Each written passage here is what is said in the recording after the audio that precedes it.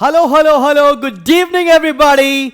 My name is Shubham Jagdish and welcome back to the channel. So Dhuandhar preparation हो रही है ना आपकी इकोनॉमिक्स के पेपर के लिए, तो ये हमारे रिकॉर्डेड मैराथन है जो आप देखने जा रहे हैं. फॉलोड बाय दिस 11 मार्च से हम लोग लाइव क्लासेस लेकर आएंगे स्पेसिफिकली फॉर 2025-26 के बच्चों के लिए. आज के वीडियो में हम कवर करने जा रहे हैं circular flow of income and national income के रिलेटेड एग्रीगेट्स के topic. And before I begin मैं आपको बताना चाहता हूं, क्या आपने अभी तक सैंपल पेपर में एनरोल कर लिया? बिकॉज इस बार सैंपल पेपर में 10 सैंपल पेपर और 5 स्पेशल पेपर मिलेंगे. अच्छा खासा टाइम है, फटाफट से एनरोल कर लो और शुरू करते हैं आज का टॉपिक. तो चलो शुरू करते हैं. National income and circular flow of income ये है क्या? तो पहले तो हम ये जानते हैं कि बेटा जी ये नेशनल इनकम क्या होती है. नेशनल इनकम की आसान भाषा में अगर मैं बात बताऊं तो हमारे देश में जितने भी गुड्स एंड सर्विसेज का प्रोडक्शन हो रहा है उसकी वैल्यू, विदेश से जो हमारे पास पैसा या गुड्स आ रहे हैं उसकी वैल्यू ऐड कर दें और हमारे देश से जो बाहरी कंट्री में पैसा जा रहा है उसे माइनस कर दें, तो इससे निकलकर आता है नेशनल इनकम. नेशनल इनकम को हम एग्जाम में कैसे लिखकर आ सकते हैं, याद रखना, बिल्कुल भी डायरेक्ट क्वेश्चन के पीछे परेशान मत होना. आपसे एक्सप्लेन, डिफाइन, इस तरह के क्वेश्चंस 2026 में अब नहीं पूछे जाएंगे. वो आपसे हमेशा ऐसे क्वेश्चंस पूछे जाएंगे जहां पर एप्लीकेशन ओरिएंटेड चीजें लग रही हों.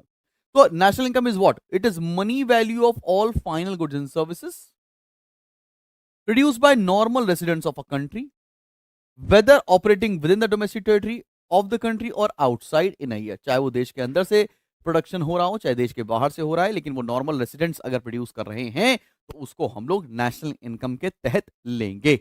आसान भाषा में इतनी बात समझ में आनी चाहिए. अब बात करते हैं, पहली चीज क्या है, ये मॉनेटरी एक्सप्रेशन क्या है कि नेशनल इनकम को हमेशा हम मनी के टर्म्स में कैलकुलेट करेंगे, क्वांटिटी के टर्म्स में नहीं. अगली बात क्या है, यहां पर सिर्फ फाइनल गुड्स एंड सर्विसेज ही लेंगे. इंटरमीडिएट गुड्स का कैलकुलेशन हम अवॉइड करेंगे, उनको नहीं इंक्लूड करेंगे नेशनल इनकम के अंदर. जो फाइनल गुड्स हैं सिर्फ उसको ही कंसिडर किया जाएगा. आगे अगर बात करें तो नेशनल इनकम एक फ्लो कॉन्सेप्ट है. फ्लो इसलिए because it is measured over a period of time. Similarly stock concept हम किसे कहते हैं? स्टॉक कॉन्सेप्ट हम कहते हैं उसको which is measured at a point of time. ठीक है ना. अब बात करते हैं ये करंट आउटपुट क्या होता है. करंट आउटपुट का मतलब क्या है? It measures the value of currently produce goods and services. It exclude second hand goods. मतलब एक साल के अंदर देश ने कितना गुड्स का प्रोडक्शन किया है उसको करंट आउटपुट के अंदर लिया जाएगा. याद रहे, इसके अंदर हम किसी भी तरह के सेकेंड हैंड गुड्स को इंक्लूड नहीं करते. अब रेसिडेंट और डोमेस्टिक टेरिटरी क्या होती है, आओ समझते, बिकॉज इसके ऊपर काफी ज्यादा आपसे एमसीक्यूज पूछे जाने की उम्मीद रहेगी. नॉर्मल रेसिडेंट्स क्या है? Those who ordinarily reside in a country in which they live and whose economic interest lies in that country. भाई जो इंसान जिस भी कंट्री में रहे और उस कंट्री में उसका इकोनॉमिक इंटरेस्ट लाई करेगा वो उस देश का रेसिडेंट कहलाएगा. जैसे कि मैं मान लो दुबई शिफ्ट हो जाऊं और दुबई में कोई नौकरी करने लगूं या बिजनेस करने लग जाऊं तो मैं दुबई का रेसिडेंट कहलाने लगूंगा, बिकॉज मेरा इकोनॉमिक इंटरेस्ट उस कंट्री में लाए करने लगेगा. बात समझ में आ रही है? आगे बात करते हैं ये डोमेस्टिक टेरिटरी क्या होती है. It refers to geo political और political boundary of a country excluding embassies और इंटरनेशनल ऑर्गेनाइजेशन. मतलब हमारी जो बाउंड्रीज है, जो फिजिकल बाउंड्रीज हैं, उसको हम लोग डोमेस्टिक टेरिटरी कहते हैं. अब ये ट्रांसफर पेमेंट क्या होता है? ट्रांसफर पेमेंट्स एक यूनिलेटरल पेमेंट सिस्टम है. यूनिलेटरल मतलब क्या होता है बेटा? एक तरफा पेमेंट सिस्टम होता है. जैसे पेंशन, स्कॉलरशिप, ये सब यूनिलेटरल ट्रांसफर्स होते हैं. ठीक है ना. For which no productive services are rendered in return in the current period. जैसे मेरे पिताजी रेलवे से रिटायर्ड हैं, अब वो अपनी कोई भी सर्विसेज रेलवे को नहीं दे रहे हैं, लेकिन अभी भी उनको पेंशन मिलती है, तो पेंशन एग्जाम्पल है आपका यूनिलेटरल ट्रांसफर पेमेंट का. यहां पर मैं आपको कुछ शब्दावली बताते चल रहा हूं, बिकॉज यहां से आपको बड़े क्वेश्चन तो नहीं मगर 100% आपसे एमसीक्यूज पूछा जरूर जाएगा. ठीक है ना. बिल्कुल टेंशन ना ले और आराम से पढ़ते चलें. फिर हम बात करते हैं सर्कुलर फ्लो ऑफ इनकम की. क्या होने जा रहा है सर्कुलर फ्लो ऑफ इनकम? और सर्कुलर फ्लो ऑफ इनकम में एक एक करने के साथ हम तीनों जो सर्कुलर फ्लो है, 2 sector model, 3 sector model, 4 sector model, वो सब पढ़ने जा रहे हैं. ठीक है. चलो अब शुरू करते हैं. सर्कुलर फ्लो में किरदार कौन कौन से, कौन कौन सी सेक्टर्स के बारे में हम बात करेंगे. पहला सेक्टर जो है वो है गवर्नमेंट सेक्टर. अब गवर्नमेंट इसका तुम्हें बात समझनी पड़ेगी। गवर्नमेंट क्या करता है? गवर्नमेंट लोगों से टैक्स कलेक्ट करता है और गुड्स एंड सर्विसेज खरीदता है। ठीक है ना, बात समझ में आ रही है? और क्या कर सकता है गवर्नमेंट? नौकरी भी देता है, सब्सिडीज भी देता है। रेस्ट ऑफ द वर्ल्ड मतलब ये फॉरेन कंपनीज हैं जो हमारी डोमेस्टिक कंपनीज के साथ ट्रेड कर रही हैं। आगे की बात अगर हम करें, दो किरदार और होंगे जिनको एक हम हाउस होल्ड बोलते हैं और एक फर्म बोलते हैं। हाउस होल्ड मतलब हमारे देश के वो बिजनेस, वो लोग जो फैक्टर सर्विसेज प्रोवाइड करते हैं, और फर्म हमारे देश के अंदर वो लोग हैं जो बिजनेस देती हैं या बिजनेस करती हैं। बेसिक बेसिक बात तुम्हें समझ में आ रही है।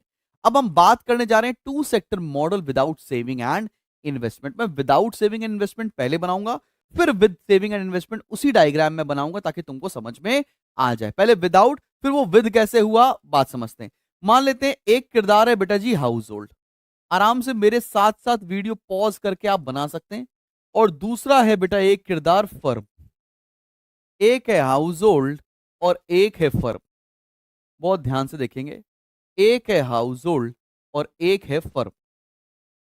क्या आपको ये बात दिख रही है? दो लोग हैं, एक है हाउस होल्ड और एक है फर्म। मैं इसका जरा इसका डायग्राम है, इसको सीधा सीधा बना देता हूं। एक है हाउस होल्ड और एक है फर्म।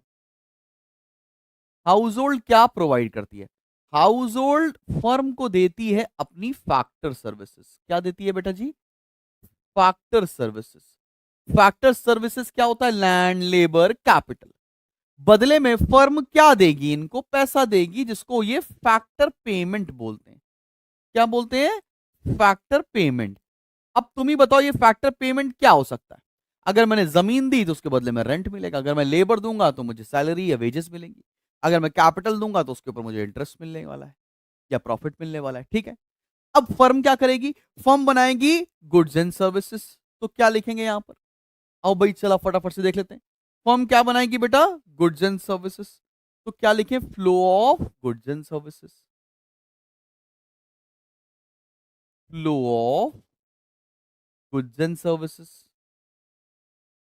सिमिलरली इससे होगा क्या? हाउस होल्ड क्या करेंगी? इस चीज का पेमेंट दे देंगी। अगर सामान यूज कर रही हैं तो उसका पेमेंट दे देंगे। तो ये हो गया payment for goods and services. सब बच्चों को बात समझ में आई? अब मैं यहां पर दो चीजें और लिख दूं कि जो मैंने डॉटेड लाइन से बताया है वो है मनी फ्लो, मतलब फ्लो ऑफ मनी। सिमिलरली जो मैंने बोल्ड लाइन से बताया है वो है रियल फ्लो, मतलब flow of goods and services. तो ये तो जो मैंने बताया ये विदाउट सेविंग एंड इन्वेस्टमेंट है। अब मैं इसमें विद सेविंग एंड इन्वेस्टमेंट वाला पॉइंट ऐड करने जा रहा हूं, विच इज एन इंपॉर्टेंट चीज। तो यहां पर हमने बीच पे बना दिया है कैपिटल मार्केट। आसान भाषा में इसको तुम बैंक समझ सकते हो। कैपिटल मार्केट बनाया। अब हाउस होल्ड अपनी सेविंग्स को जमा करते हैं बैंक्स के अंदर, कैपिटल मार्केट के अंदर। और फर्म्स जो होता है वो लोन लेती है, मतलब बोरोइंग्स, उसको बोल सकते हैं इन्वेस्टमेंट्स लेती हैं कैपिटल मार्केट से। तो याद रखना, टू सेक्टर मॉडल में जब भी तुमसे आपका सर्कुलर फ्लो पूछा जाए तो आप कंप्लीट डायग्राम, मतलब ये वाला बनाकर आएंगे। साथ में ही इसकी इक्विलिब्रियम कंडीशन भी लिखेंगे।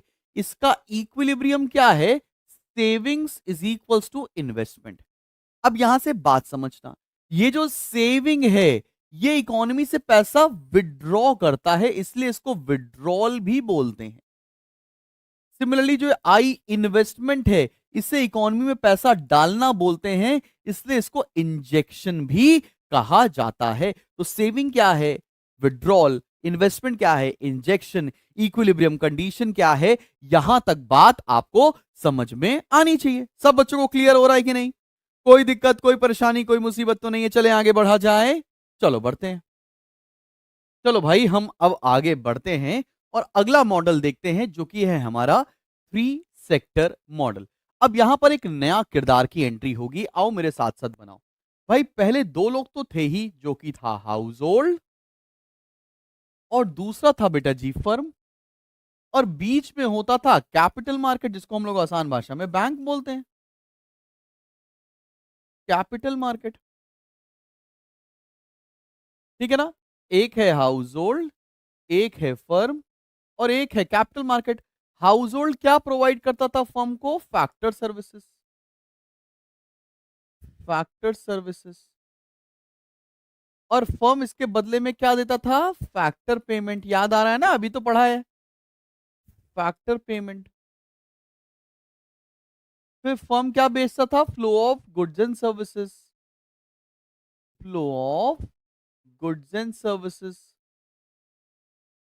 और household goods and services के बदले में पेमेंट देता था। Payment for goods and service. और हाउस होल्ड देता है सेविंग्स और कैपिटल मार्केट लेता है इन्वेस्टमेंट। ये तो टू सेक्टर मॉडल था। अब इसी में एक नया किरदार की एंट्री होने जा रही है, विच इज गवर्नमेंट। अब तुम गवर्नमेंट को चाहे ऊपर बनाओ चाहे नीचे बनाओ, उससे कोई दिक्कत नहीं। गवर्नमेंट का रिलेशनशिप आपको समझाना पड़ेगा इस थ्री सेक्टर मॉडल के अंदर, कि गवर्नमेंट और हाउस होल्ड का क्या रिलेशनशिप है और गवर्नमेंट और फर्म का क्या रिलेशनशिप है। सबसे पहली बात तो एक सेम चीज है, हाउस होल्ड गवर्नमेंट को टैक्स देता है और फर्म भी गवर्नमेंट को टैक्स देती है। एक तो ये आसान सा रिलेशनशिप तुम्हें हमेशा पता ही रहेगा, कोई दिक्कत वाली बात तो नहीं है। अब गवर्नमेंट क्या देता है? गवर्नमेंट हाउस होल्ड को या तो ट्रांसफर पेमेंट देगा या फैक्टर पेमेंट देगा। ट्रांसफर पेमेंट देगा या फैक्टर पेमेंट देगा। बात समझ में आ रही है? हो सकता है ना बहुत सारे एम्प्लॉइज गवर्नमेंट के लिए काम करते हो, तो पेंशन देना, सैलरी देना वो है। और गवर्नमेंट फर्म को क्या देगा? हो सकता है कुछ सामान खरीदा हो गवर्नमेंट ने, तो गवर्नमेंट परचेजेस का पैसा देगा और सब्सिडीज देगा। Government purchases and subsidies. Subsidies क्या होता है? एक तरह का डिस्काउंट होता है जो सरकार देती है। तो ये बना दिया आपने थ्री सेक्टर मॉडल। अब इसकी इक्विलिब्रियम कंडीशन क्या है? भाई देखो, पहले तो थी S is equal to I. अब देखो यहां पर क्या होगी? S plus T is equal to I plus G. ये इक्विलिब्रियम कंडीशन बनती दिख रही है। टी का मतलब यहां पर टैक्सेस है और जी का मतलब गवर्नमेंट एक्सपेंडिचर। टैक्स क्या होता है? इकोनॉमी से पैसा बाहर चला जाएगा, और जी मतलब गवर्नमेंट जो खर्चा कर रही है उससे इकोनॉमी में पैसा आ रहा है। तो ये विड्रॉल है और ये इंजेक्शन है, and this is what is three sector model. अब तुम्हें पता है, टू सेक्टर मॉडल बोलो और थ्री सेक्टर मॉडल ना, दोनों ही क्लोज्ड इकोनॉमी का हिस्सा होते हैं, मतलब किसी भी कंट्री के अंदर होने वाले ट्रांजैक्शंस को दिखा रहे हैं। जब हम ओपन इकोनॉमी की बात करेंगे तो हम हमेशा बात करेंगे फोर्थ सेक्टर मॉडल की, बिकॉज यहां पर चार लोगों का किरदार निभाना होगा। चार लोग कौन कौन है? आओ जरा मेरे साथ साथ देखो। एक तो हाउस होल्ड है, दूसरा फर्म है, तीसरा तो गवर्नमेंट था, और चौथा रेस्ट ऑफ द वर्ल्ड है, मतलब विदेश की कंपनीज। आपको बात समझ में आ रही है? ये चार लोग हैं। अब तुम थ्री सेक्टर मॉडल तो एज इट इज बना सकते हो। बीच में क्या है? Capital market. अब थ्री सेक्टर मॉडल तो तुम बना ही सकते हो। सबसे पहले क्या है? हाउस होल्ड देता है फैक्टर सर्विसेज, ठीक है ना भाई? और बदले में फर्म क्या देता है? Factor payment. फिर क्या रिलेशनशिप होता है? फर्म अपना बेचता है गुड्स एंड सर्विसेज, तो flow of goods and services, ठीक है ना भाई? और हाउस होल्ड बदले में देता है फर्म को payment for goods and services. Payment for goods and service. और हाउस होल्ड कैपिटल मार्केट को सेविंग्स और यहां investment. Similarly house hold government को देता है टैक्स, फर्म भी क्या देती है? टैक्स। आप बार बार ये डायग्राम बनाएंगे ना तो एकदम क्लियर हो जाएगा आपको, सर्कुलर फ्लो ऑफ इनकम, कभी कोई टेंशन वाली बात ही नहीं आएगी। सिमिलरली हाउ गवर्नमेंट क्या देती है हाउस होल्ड को? Transfer and factor payment. Transfer payment and factor payment. Similarly government firm को क्या देगी? Government purchases and subsidies. अब तुम्हें बताना है ये रेस्ट ऑफ द वर्ल्ड का हाउस होल्ड के साथ क्या रिलेशनशिप है और रेस्ट ऑफ द वर्ल्ड का फर्म के साथ क्या रिलेशनशिप होने वाला है। आओ जरा एक एक करके इसको भी निपटाया जाए। तो भाई देखो, हाउस होल्ड कुछ मान लो विदेश से सामान मंगाया, आईफोन मंगाया, तो उसका पैसा दे दिया payment of import. Payment of import हो सकता है rest of the world house hold को कुछ बाहर से पैसे भेज रहा हो, फॉरेन रेमिटेंसेस।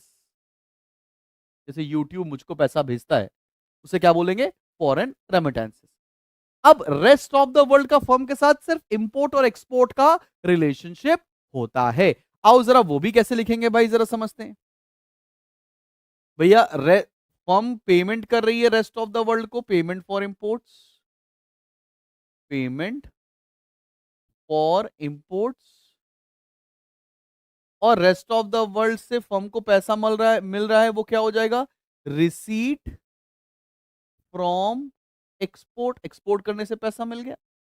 तो इंपोर्ट और एक्सपोर्ट का रिलेशनशिप होता है सिर्फ और सिर्फ किससे किसके बीच में? फर्म और रेस्ट ऑफ द वर्ल्ड के बीच में। अब यहां पर कंडीशन क्या बनती है? S plus T plus M is equal to I plus G plus X, जिसमें एम है इंपोर्ट, इंपोर्ट से पैसा विड्रॉ होगा, और एक्स है बेटा एक्सपोर्ट, जिससे पैसा हमारी कंट्री के अंदर आएगा। So this is what is four sector model all about. सबको समझ में आ रही है बात? कोई दिक्कत परेशानी तो नहीं है? चले बढ़े आगे। तो भाई मोर और लेस यहां पर जाके अब आपका सर्कुलर फ्लो ऑफ इनकम का चैप्टर खत्म होता है। अब बढ़ेंगे हम लोग अगले चैप्टर की तरफ, जो कि है national income and related aggregates. और यहां पर हम छोटी छोटी बातों का ध्यान रखेंगे, बिकॉज ये पूर्णतः मतलब मोर और लेस बहुत ही थ्योरेटिकल टॉपिक है, और कुछ बातों का ध्यान किस तरह से रखा जाएगा आइए मैं आपको समझाता हूं। बिफोर आई बिगिन मैं आपको एक छोटी सी कन्वर्जन बता देता हूं, जिससे आपको आगे चलकर किसी भी तरह की दिक्कत ना आए और किसी भी तरह की डेफिनेशन को याद ना करना पड़े। ठीक है ना भाई? मैं आपको समझाते चलता हूं। कन्वर्जन में आप पहली बात समझ लो कि अगर कभी भी कुछ भी ग्रॉस दिया है और तुम्हें नेट में निकाल, अभी ये टॉपिक मैं एग्जैक्टली आपका मेजरमेंट के चैप्टर में दोबारा बताऊंगा, लेकिन फिर भी समझ लो तुम। ग्रॉस दिया है और नेट निकालना है, तो इसमें से माइनस करते हैं डेप्रीसिएशन। सिमिलरली नेट से ग्रॉस जाते हैं तो इसमें प्लस करते हैं डेप्रीसिएशन। अब डेप्रीसिएशन के दो नाम और होते हैं, आप लोग को कमेंट सेक्शन में लिखकर बताना पड़ेगा कि डेप्रीसिएशन के दो नाम और क्या हैं। सिमिलरली अगर कोई भी चीज डोमेस्टिक दी हो और आपको बेटा जी नेशनल में निकालनी हो, ठीक है ना, तो इसमें ऐड किया जाता है NFI. NFI is net factor income from abroad. Similarly national से डोमेस्टिक में जाना है तो माइनस एनएफआई करते हैं। अब एनएफआई होता क्या है? ये होता है फैक्टर इनकम फ्रॉम अब्रॉड, जिसको फीफा बोलते हैं, minus factor income to abroad. मतलब विदेश से आने वाला पैसा ऐड और यहां से विदेश जाने वाला पैसा माइनस कर देंगे, एनएफआई आ जाएगा। थर्ड चीज की बात समझते हैं।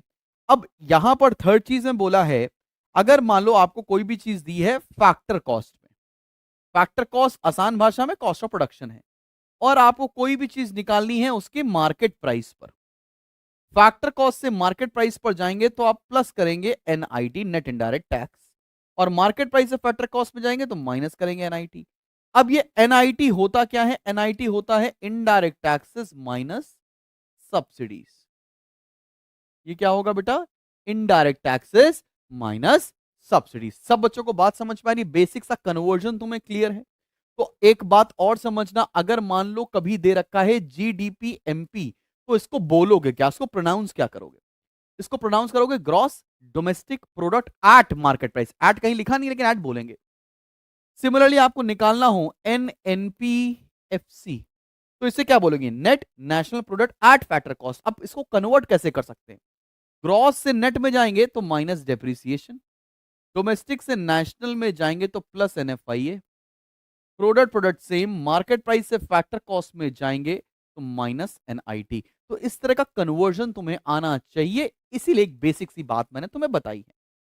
अब सिमिलरली मैं आपको कुछ बातें और बताऊंगा, जिससे आपको डेफिनेशन समझने में आसान हो जाएंगी। जैसे कि एक बात बोल रहा है डोमेस्टिक और एक बात बोल रहा है नेशनल। यहां पर कंसेप्ट पढ़ने आ रहा है डोमेस्टिक प्रोडक्ट क्या होता है, नेशनल प्रोडक्ट क्या होता है? डोमेस्टिक मतलब with in the geographic territory of a country, national मतलब बाय नॉर्मल रेसिडेंट्स, मतलब चाहे देश और विदेश दोनों की इनकम को ऐड कर दिया जाएगा, प्रोडक्शन को ऐड कर दिया जाएगा। डोमेस्टिक प्रोडक्ट क्या बोला? Is defined as value of all final goods and services produced by all the enterprises located with in the domestic territory of a country. मतलब वो सारा सामान जो उसकी वैल्यू जो हमारे देश के अंदर प्रोड्यूस हुआ है।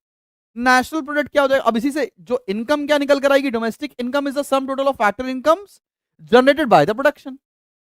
मतलब प्रोडक्शन का मतलब क्वांटिटी और उससे कितने की इनकम जनरेट हुई है उसे डोमेस्टिक इनकम बोलेंगे। सिमिलरली नेशनल प्रोडक्ट क्या हो जाएगा मेरे भाई? On the other hand it refers to amount of final goods and services produced by normal residents. एक बात याद रखना, नेशनल प्रोडक्ट कभी भी नेशनल आएगा तो उसका कीवर्ड हमेशा नॉर्मल रेसिडेंट होता है, और कभी भी डोमेस्टिक आएगा तो उसका कीवर्ड होता है domestic territory, with in the domestic territory. याद रखना, नेशनल प्रोडक्ट क्या आएगा? Normal residents of a country during a year whether operating with in the domestic territory और आउटसाइड। तो नेशनल इनकम क्या होगा? इस प्रोडक्शन से जो इनकम जनरेट हुई है। National income is the some total of factor income earned bye normal residents. तो तुम थोड़े से कीवर्ड समझ रहे हो? अगर कहीं पर भी डोमेस्टिक लिखा है तो तुमको वहां पर कीवर्ड घुसेड़ना पड़ेगा with in domestic territory of a country, और कहीं अगर नेशनल लिखा है तो वहां पर नॉर्मल रेसिडेंट का आपको कीवर्ड याद रखना है। अब आगे बात करते हैं, यहां पर बोल रहा है कि national product at market price क्या है और national product at factor cost क्या है। और आपको मैं एक बात बताना चाहता हूं, कोई भी डेफिनेशन आ जाए, मैं कभी भी कोई भी डेफिनेशन बच्चे को याद ही नहीं कराऊंगा। अब यहां पर भी कीवर्ड बताते हैं। मार्केट प्राइस का मतलब क्या है? जितना भी सामान आपने प्रोड्यूस किया है at the prevailing market, at prevailing market price मतलब जो रेट मार्केट में चल रहा है। और फैक्टर कॉस्ट का मतलब क्या है? कॉस्ट ऑफ प्रोडक्शन, मतलब वो सारा पैसा जो आपने फैक्टर सर्विसेज पर पे किया है, लैंड पे रेंट दिया होगा, वेजेस दिया होगा, सैलरीज दी गई होंगी। आओ जरा देखते हैं और तुम्हें कीवर्ड यहां समझ में आएगा। National product at market price is the value of final goods and services produced by normal, क्योंकि नेशनल है तो नॉर्मल रेसिडेंट का कीवर्ड आया, of a country during a year calculated at their market price. मतलब सारी value of जितना भी produce कर रहे हैं, नॉर्मल रेसिडेंट प्रोड्यूस कर रहे हैं, किस पर कैलकुलेट करेंगे? मार्केट प्राइस पर। और फैक्टर कॉस्ट है तो यहां पर फैक्टर सर्विसेज आएगा पक्का। नेशनल इनकम और national product at factor cost expresses national product accruing to the normal residents of a country, क्योंकि नॉर्मल रेसिडेंट इसलिए है क्योंकि नेशनल चीज पूछ रहा है, during a year as a sum total of factor payments. Sum total of factor payments का मतलब क्या हो गया? कि आपने वेजेस कितना दिया, इंटरेस्ट कितना दिया, रेंट कितना दिया, प्रॉफिट कितना दिया, मतलब कितनी कॉस्ट लगी है सामान को बनाने में, वो फैक्टर कॉस्ट है। वो मार्केट में कितनी की वैल्यू रखता है, वो मार्केट प्राइस है। सब बच्चों को बात समझ में आ रही है? अब हम आपको बताते हैं ग्रॉस क्या है और नेट क्या है। बड़ा आसान है। ग्रॉस जब भी पूछा जाएगा तो ये होता है inclusive of depreciation, inclusive of depreciation मतलब टोटल प्रोडक्शन। और कभी भी नेट आएगा तो ये क्या हो जाएगा बेटा जी? Exclusive of depreciation, exclusive of depreciation, इसमें डेप्रीसिएशन इंक्लूडेड नहीं होगा। चलो भैया आओ जरा समझते हैं। अब तुमसे पूछ लिया जाए कि gross domestic product at market price क्या होगा, इतना आसान डेफिनेशन होगी। ग्रॉस है तो इंक्लूसिव ऑफ डेप्रीसिएशन, डोमेस्टिक है तो अगला कीवर्ड क्या होगा? Within geographic territory of a country, product मतलब production, market price at prevailing market price. आओ जरा देखते हैं डेफिनेशन क्या है। Gross domestic product at market price is the market value of all final goods and services at the prevailing market price produce in the domestic territory of a country during a year. यहां पर एक line और लिख देंगे inclusive of depreciation, तो और मजा आ जाएगा। अब आपसे पूछा gross national product at market price, अब नेशनल आ गया है तो यहां पर कीवर्ड क्या लगेगा? Normal resident. तो gross national product at market price is defined as market value of final goods and services produced by normal residents of a country and it is inclusive of depreciation. क्या तुमको बात समझ में आ रही है? तुमको तरीका आ गया कैसे लिखेंगे? अगर आपसे पूछ लिया जाए नेट डोमेस्टिक प्रोडक्ट, तो यहां पर नेट को बताने के लिए आप क्या करोगे? एक्सक्लूसिव ऑफ डेप्रिसिएशन, यहां पर डेप्रिसिएशन इंक्लूडेड नहीं है। और नेट नेशनल प्रोडक्ट, तो यहां पर भी क्या बताओगे? एक्सक्लूसिव ऑफ डेप्रिसिएशन, यहां पे लिखा हुआ है एक्सक्लूसिव ऑफ डेप्रिसिएशन, बाकी आप नोट से रीड कर सकते हो, बहुत ही आसान बात है ये, इसमें हम लोग और डिटेल में अननेसेसरी टाइम वेस्ट नहीं करेंगे। अब लिखा है GDP at factor cost. Factor cost का मतलब क्या होता है, मैंने बताया अभी, रेंट, वेजेस, सैलरी, इन सब पे क्या प्रोड्यूस हो रहा है। तो देखो, it is the some total of earnings received by various factors of production in the form of wages with in the domestic territory of a country inclusive of depreciation, because ये gross है। और अगर यहां पर gross national आ जाएगा तो यहां पर जो डोमेस्टिक टेरिटरी है इसको रिप्लेस कर देगा नॉर्मल रेसिडेंट, बाकी सारी बातें सेम है। और अगर यहीं पर आ जाए बात मार्केट प्राइस का तो वहां पर एट प्रिवेलिंग मार्केट प्राइस हो जाएगा, और अगर यहीं पर बात ग्रॉस की जगह नेट आ जाएगी तो वो एक्सक्लूसिव ऑफ डेप्रिसिएशन होगा। क्या यहां तक तुम सभी लोग को बात समझ में आ रही है? किसी प्रकार की कोई मुझे नहीं लगता कि कोई दिक्कतों का सामना करना पड़ रहा होगा। मैं एक बार देखते भी चलता हूँ, कुछ छूट तो नहीं रहा है। हाँ बिल्कुल ठीक चल रहा है भाई। सब बच्चों को बात समझ में आ रही है? चलिए आगे बढ़ा जाए। चलो बेटा जी, अब हम आगे बढ़ते हैं और यहां से आपका टॉपिक शुरू होता है डिस्पोजेबल इनकम एग्रीगेट्स। तो सबसे पहला, ट्रांसफर पेमेंट क्या होता है? ट्रांसफर पेमेंट मतलब बिना कोई सर्विसेज लिए अगर आप किसी को कोई पेमेंट कर रहे हैं तो उसे ट्रांसफर पेमेंट बोलते हैं। इसका सबसे बड़ा एग्जांपल पेंशन, स्कॉलरशिप्स होती हैं, ठीक है ना। Without taking any kind of services, in if you are paying something तो उसे बोलेंगे हम लोग ट्रांसफर पेमेंट्स। ठीक है, बात समझ में आ रही है? Without any contribution in output, अगर कोई भी पेमेंट किया है उसे ट्रांसफर पेमेंट बोला जाएगा। अब ट्रांसफर पेमेंट भी दो तरह का होता है, एक होता है करेंट ट्रांसफर, एक होता है करेंट ट्रांसफर, और एक होता है बेटा जी कैपिटल ट्रांसफर। एक होता है करेंट ट्रांसफर और दूसरा होता है बेटा G capital transfer. Current transfer का मतलब क्या है? जो पेई है वो अपनी करंट ईयर की इनकम से पे कर रहा है, और जो रिसीवर है उसकी करंट ईयर की इनकम में ऐड हो जाए उसे करंट ट्रांसफर बोलते हैं। जैसे कि पेंशन इसका एग्जांपल, रटना नहीं है, समझना है। पेंशन इसका एग्जांपल है। और कैपिटल ट्रांसफर का मतलब क्या होता है? मतलब एक की कैपिटल से, एक की वेल्थ से अगले की वेल्थ में पैसा ट्रांसफर हो जाए। जैसे कि मेरे दादाजी की प्रॉपर्टी मेरे नाम पर ट्रांसफर हो गई है तो वेल्थ से वेल्थ ट्रांसफर हुई है तो उसको कैपिटल ट्रांसफर कहा जाएगा। सब बच्चों को बात समझ में आ रही है? अब यहां पर कंसेप्ट आता है नेशनल डिस्पोजेबल इनकम का। अब नेशनल डिस्पोजेबल इनकम ना हम लोग दो चीज से पढ़ते हैं, एक पढ़ते हैं ग्रॉस नेशनल डिस्पोजेबल इनकम और दूसरा पढ़ते हैं नेट नेशनल डिस्पोजेबल इनकम। गंदी नंदी भी मत बोलने लगना इसको भाई, जीएनडीआई एनएनडीआई है। तो ये निकालते कैसे भाई? लिखो भैया, जीएनडीआई निकालते अपन लोग GNPMP plus net current transfers from rest of the world, एनसीटीआरओडब्ल्यू।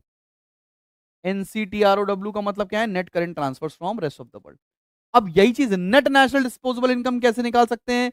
जीएनडीआई से आप डेप्रिसिएशन माइनस कर दें, या आप कैसे निकाल दें? NNP MP plus net current transfers from rest of the world. Net current transfers क्या होता है? टोटल पैसा जो आपको in the form of transfer payment आया है उसको ऐड कर दिया गया है। क्या सबको बात समझ में आ रही है? इसके ऊपर न्यूमेरिकल आपसे नहीं पूछा जाएगा, इतनी सी ही बात पूछी जा सकती है, तो उतना ही आपको पता होना चाहिए। चलो बेटा जी आगे बढ़ते हैं, और अब हम इस पर्टिकुलर चैप्टर के सबसे इंपॉर्टेंट टॉपिक पर बढ़ रहे हैं, which is private income. Private income की अगर हम बात कर रहे हैं तो ये हम प्राइवेट सेक्टर की इनकम के ऊपर हम बात करने जा रहे हैं, जिसका अगर आपने फॉर्मूला पढ़ लिया है तो आपको लगभग लगभग सारी बातें समझ में आ जाएंगी। मान लो बेटा जी मैं बोलता हूं ये देश की पूरी इनकम है, मतलब ये देश की नेशनल इनकम है। पता है तुमको, नेशनल इनकम को अपन लोग एनएनपीएफसी कहते हैं, जिसको हम मेजरमेंट के टॉपिक में भी पढ़ने वाले हैं, बिकॉज वहीं से न्यूमेरिकल आएगा। अब इसमें से अगर हम गवर्नमेंट सेक्टर की इनकम हटा दें, हम क्या हटा दें? इसमें से गवर्नमेंट सेक्टर की इनकम हटा दें, गवर्नमेंट सेक्टर की इनकम हटा दें, साथ में गवर्नमेंट की सेविंग हटा दें, तो ये जो बाकी बचा हुआ चंक है, ये किसका हिस्सा कहलाएगा? ये प्राइवेट सेक्टर की इनकम कहलाएगा। आसान भाषा में समझ में आ रहा है तुमको? यही टॉपिक मैं सीए फाउंडेशन में भी पढ़ाता हूं, ठीक है ना? तो प्राइवेट इनकम क्या है, आओ समझते हैं। प्राइवेट इनकम निकालते हैं नेशनल इनकम से, बोले तो NNPFC minus income from property and entrepreneurship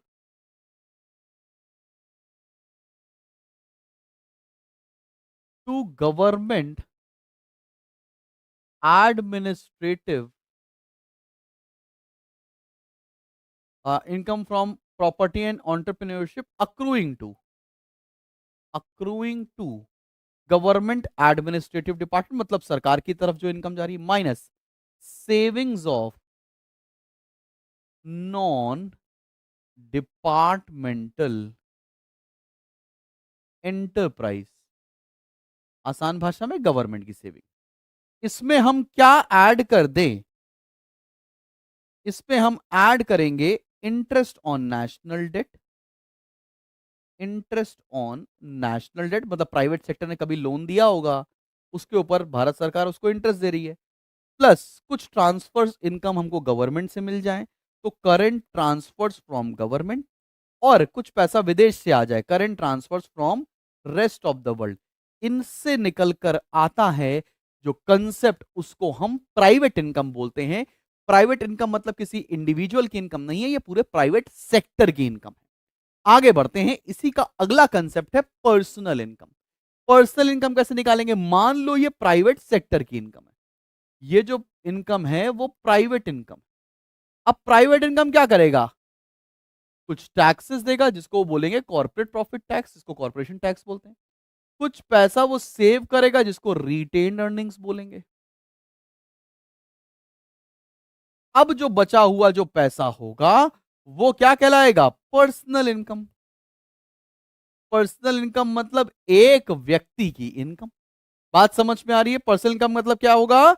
एक व्यक्ति की इनकम। चलो भाई, अब निकालेंगे कैसे पर्सनल इनकम? लिखो भैया, private income minus direct personal tax, या इसको डायरेक्ट पर्सनल टैक्स लिखने के बजाय आप लिख सकते हैं कॉर्पोरेट प्रॉफिट टैक्स। गलती से ये मत लिखिए, लिखिए माइनस कॉर्पोरेट टैक्स या कॉर्पोरेट प्रॉफिट टैक्स, वहां पे लिखा भी है मैंने, कॉर्पोरेट प्रॉफिट टैक्स मतलब जो प्राइवेट सेक्टर टैक्स देगी, माइनस रिटेन्ड अर्निंग्स, जो पैसा सेव कर लिया। इसको ऐसे भी लिख सकते हैं माइनस अनडिस्ट्रीब्यूटेड प्रॉफिट, मतलब वो पैसा जो प्रॉफिट में डिस्ट्रीब्यूट नहीं हुआ है, माइनस रिटेन्ड अर्निंग्स जो कि सेविंग्स हैं, और minus undistributed profit.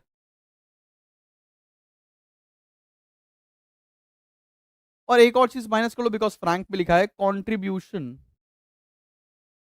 Towards social security schemes. मतलब होता है ना, बहुत सारे जो प्राइवेट सेक्टर है वो इंश्योरेंस करा देती है अपने एम्प्लॉयज का, जो उसमें खर्चा हो जाता है। तो प्राइवेट इनकम में से ये एक्सपेंसेस माइनस कर देंगे, तो जो बचेगा वो एक व्यक्ति की इनकम, बोले तो पर्सनल इनकम आएगी। अब पर्सनल इनकम में से हम पर्सनल डिस्पोजेबल इनकम निकालने जा रहे हैं।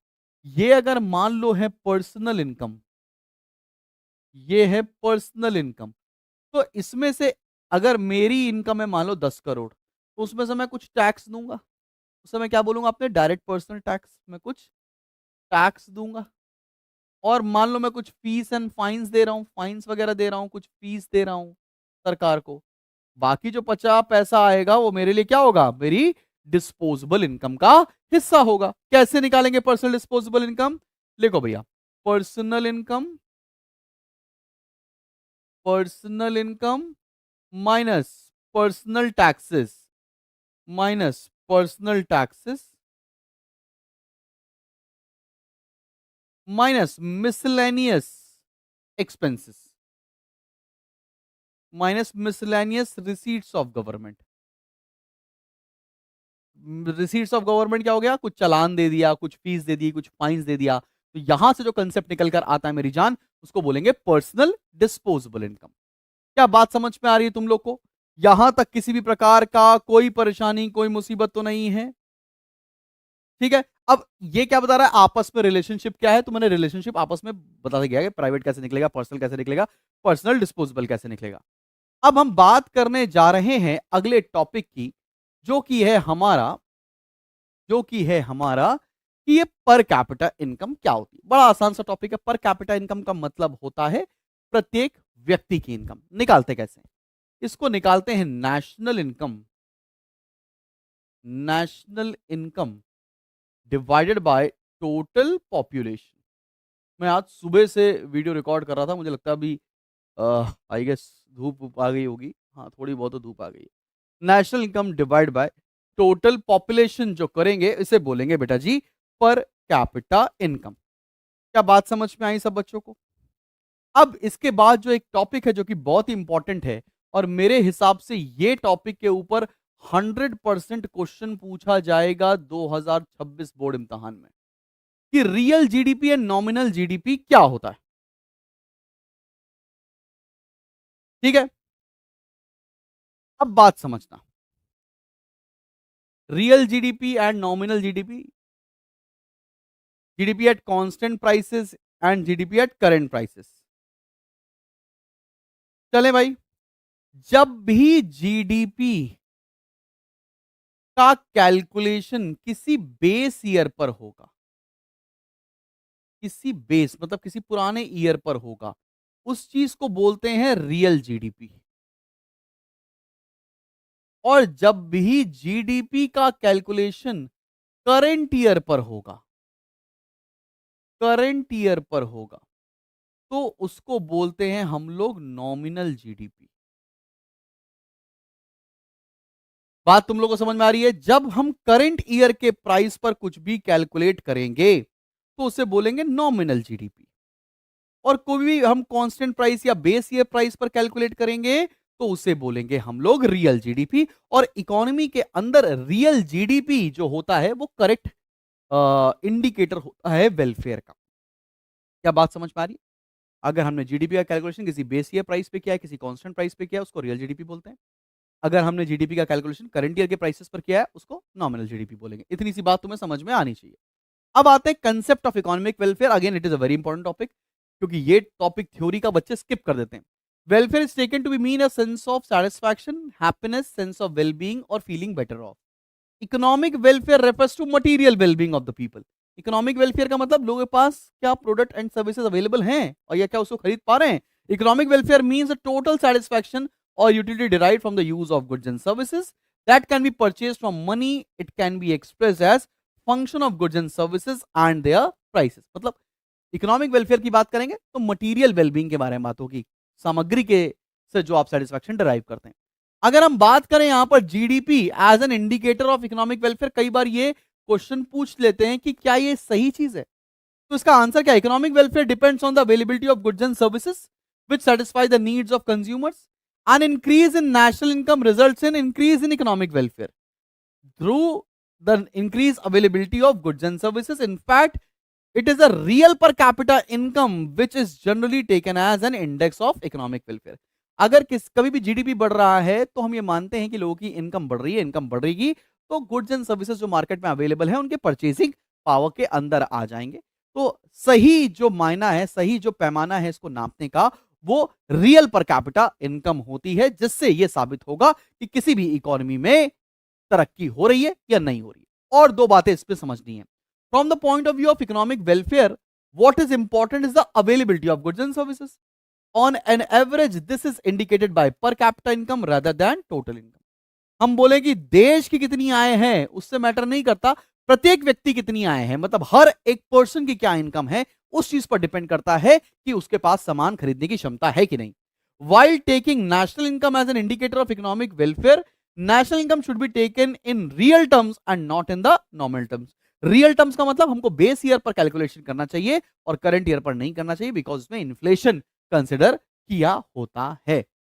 ठीक है, अब हम आते हैं अपने लास्ट टॉपिक पर, which is limitation, last topic of the second chapter, ठीक है ना, लिमिटेशंस ऑफ नेशनल इनकम। अब लिमिटेशंस ऑफ नेशनल इनकम क्या है, एक बात समझो, कुछ पॉइंट्स आपको अगर समझ में आ जाते हैं तो चल जाएगा, बाकी इसको बहुत डिटेल में ले जाने की जरूरत नहीं है। सबसे पहला, डिस्ट्रीब्यूशन ऑफ इनकम क्या है। डिस्ट्रीब्यूशन ऑफ इनकम का मतलब क्या है, यहां पर अमीर अमीर हो रहा है, गरीब गरीब हो रहा है, तो अमीर और गरीब के बीच की दूरी एग्जैक्टली नेशनल इनकम कैलकुलेट नहीं करता है। कॉम्पोजिशन ऑफ आउटपुट, ये कॉम्पोजिशन ऑफ आउटपुट का मतलब क्या है बेटा जी, आइए समझते हैं। कॉम्पोजिशन ऑफ आउटपुट का मतलब ये है कि कितने कैपिटल गुड्स बन रहे हैं, कितने कंज्यूमर गुड्स बन रहे हैं, कौन कितना कंट्रीब्यूट करने वाले हैं इकोनॉमी में, इसका भी क्लियर डिमार्केशन नेशनल इनकम नहीं बताता है। अगली बात की अगर हम बात करें तो इसमें हम 2 पॉइंट और भी बता सकते हैं, जैसे कि क्या, अगर मैं आपको आपकी फ्रैंक बुक से ही बताऊं तो ये बता सकते हैं कि लेजर क्या होता है, हेल्थ क्या होता है, फिटनेस क्या होती है, इस तरह की चीजों को नेशनल इनकम कभी भी कंसिडर नहीं करता है, और हर एक चीज को यूजफुलनेस की बजाय मॉनिटरी टर्म्स में वैल्यू करता है। इसलिए ये कुछ लिमिटेशंस है नेशनल इनकम की, और जो एक्चुअल में correct indicator of economic welfare नहीं है। हमारे लिए इकोनॉमिक वेलफेयर ये भी है कि हम ये सोचें कि हम हैप्पीनेस इंडेक्स में कितने हैं, हमारे पास, हम हंगर इंडेक्स में कितने हैं, किस पोजीशन पर आ रहे हैं, हमारे देश के लोगों की हेल्थ कैसी है, ये सारे पैमाने भी ज़रूरी हैं। तो यहाँ पर आपका chapter number 2 national income and aggregates खत्म होता है।